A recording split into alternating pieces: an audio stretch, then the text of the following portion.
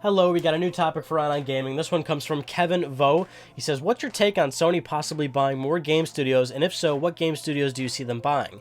I know they own a lot, but is there ever too much exclusives? We've seen them do this a lot, especially on the PS3. They bought Media Molecule, Sucker Punch Studios, Extra after the success of LBP and Infamous.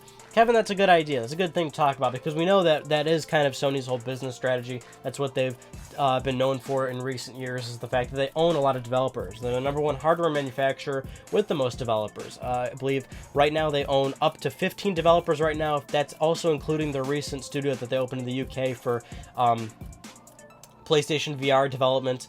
There was also the developer of Entwined. They own that studio, so they have a lot of developers, and the bigger ones that we all know, of course, Naughty Dog, Media Molecule, Sucker Punch, like you mentioned, Guerrilla Cambridge, Guerrilla Games, Sony Santa Monica, Sony Japan Studios. I mean, all those other subsidiaries. I mean, these are big developers, right? And no matter what they develop, it's going to be exclusive to PlayStation. That has been Sony's kind of big marquee thing the past few years that a lot of people have really picked up on. I mean, Sony for a long time has definitely had this big notion of having great first-party games, but in recent years, near the end of the PlayStation 3 life cycle, especially, people really picked up on the fact where it's like, they got these big first-party studios. So it's always been a little bit a part of Sony's DNA to get these big studios and just outright purchase them. Of course, they did also have previous developers like big studios.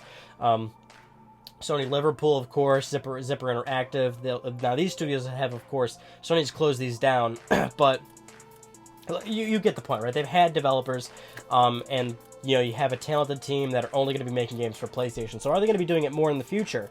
Now, like a year ago, I believe I did a few videos where I was saying to myself, I was telling you guys, I was like, I predict that at some point Sony will probably buy another developer, and my guess was Quantic Dream for sure, because Quantic Dream seems to make the most sense right now. Quantic Dream has been making exclusive PS3 games for a while now. They just released or they didn't just release. They're working on Detroit Become Human now, and of course these are Sony funded, Sony published. These are Sony games, so it just makes sense for them to buy Quantic Dream. Ready at Dawn, they've been partnering with a lot for a long time. I always thought maybe at some point they'll finally pick up Ready at Dawn. Supermassive Games, they have close ties with now, of course, with the recent release of Until Dawn. So I feel like they're a very good candidate. But the thing is, I said that a year ago. Now, looking at it now, I'm thinking to myself, like, they might not buy another developer. And the reason why I say that is because if you look at kind of what Sony's been doing with PlayStation 4 recently, Sony knows that they're in a very comfortable position. They have the market share right now. They have market leadership. They're #1. They're doing very, very well. They have a substantial lead over Xbox One, and just overall, even taking competition out of the equation for a second, they're just doing really, really well, and they're becoming a profitable business. So it might not necessarily be about getting exclusives at this point, but rather just generating more revenue, generating more profit. You know what I'm saying? So when you buy a developer, that's kind of a big major purchase.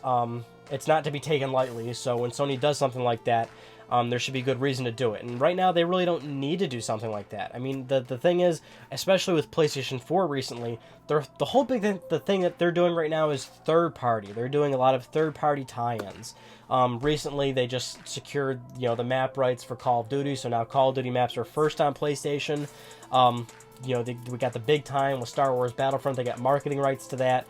They had marketing rights to Destiny, and that's a huge game that did really, really well for Sony.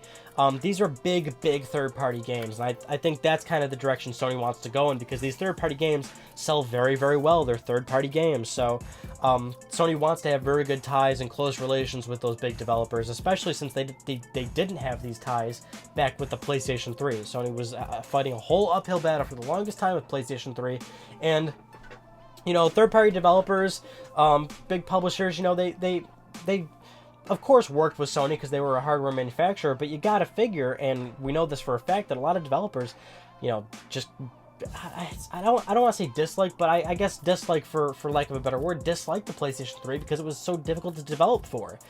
It kind of created this whole little, industry thing, actually, in terms of like jobs, where it's like, must have experience with PlayStation 3, or how many years developing on PlayStation 3 because of the cell processor and how complicated it was. Point being, developer relations were definitely a little strained back then. So now it's to the point where Sony is in a position where they have their pedigree. They have those first-party developers, and they're still cranking out amazing games. And not only that, but interesting new games too. Like, you know, Media Molecule's working on Dreams, which is certainly a different approach.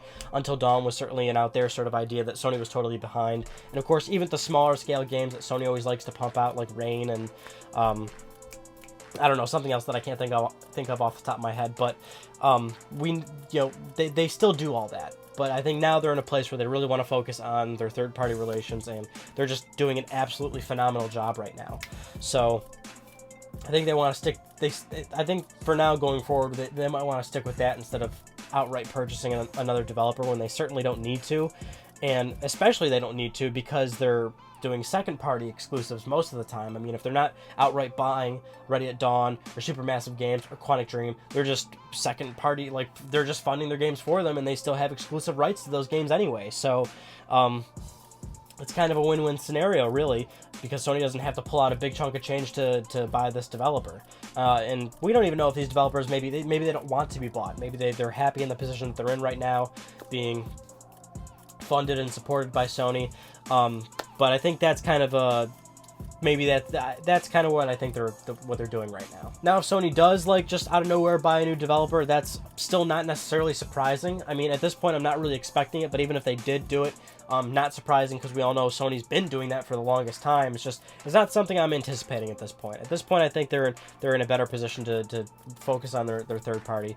So I wouldn't expect it, but if it happens, it's not really surprising. Kevin, thank you so much for the topic. That was a really good one. And if you have a topic for Ryan on Gaming that you would like to submit, I suggest that you do it in the comments below. It has to be about gaming, because this is Ryan on Gaming, of course. If you submit a topic about food or politics or termites, I'm probably not going to do it because those aren't gaming-related topics. So make sure it's about gaming and make sure it's good, and guess what? Then I'll do it. Thank you all for watching this video, and I'll see you all in the next one. Take it easy.